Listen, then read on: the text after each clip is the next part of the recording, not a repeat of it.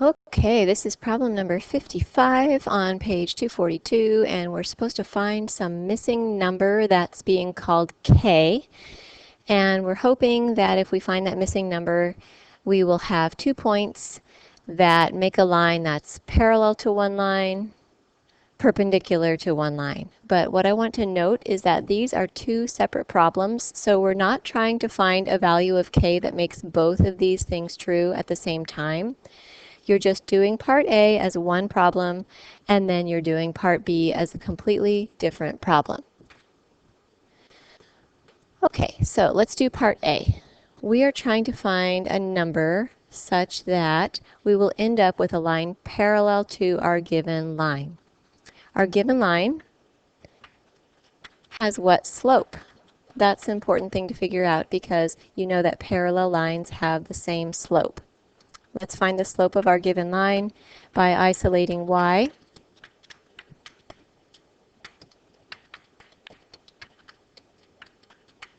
Okay, our slope is negative 2/3. So we are trying to find the value of k so that these 2 points will also have a slope of 2/3.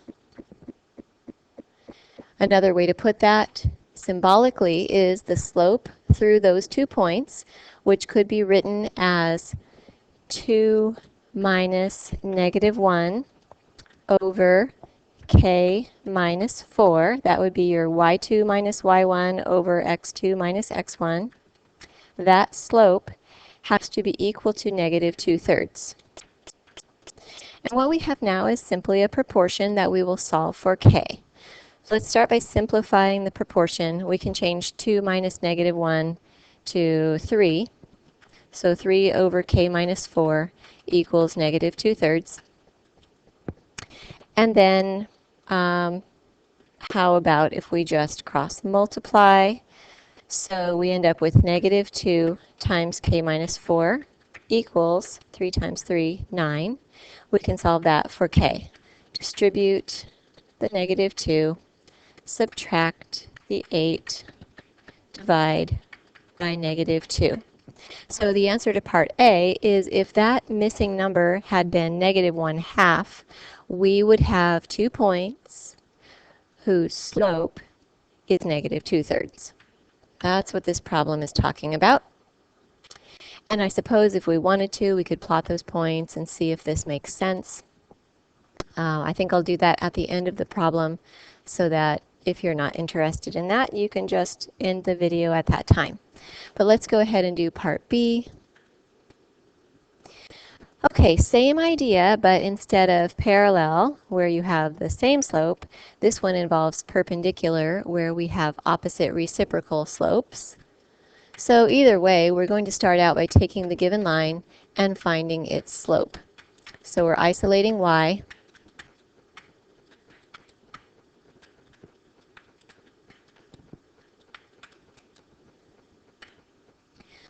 Okay, we know that the given line has a slope of 5/2.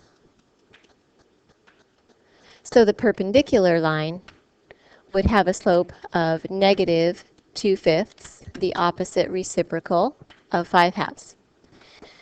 Okay, going back to what we did over here with the first part, we took the slope between the 2 points and we set that equal to what we hoped the slope would be. We can do that again over here. The slope between the 2 points, so y2 minus y1 over x2 minus x1, is equal to negative 2/5. Again, that would just be 3 over k minus 4 is equal to negative 2/5.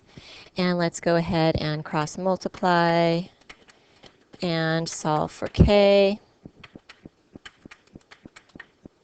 Subtract the 8, divide by negative 2, and we have k equals negative 7/2. Okay, now let's go ahead and do that graphical check. Could we show that if we have the point 4, -1 and negative 1/2, 2, 4, -1, negative 1/2, 2, Does it seem reasonable that the slope of that line is negative 2/3? It's definitely negative, and I could see how it's roughly going up to over 3. That makes sense. And then for this one over here, we have again the point 4, negative 1, and this time we have the point negative 7/2, 2. So 4, negative 1, negative 7/2 would be negative 3.5, 2. Does it make sense that this line has a slope of negative 2/5? Again, that definitely is a negative slope, and could that be up to over 5? That makes sense too. Coolio von Schoolio.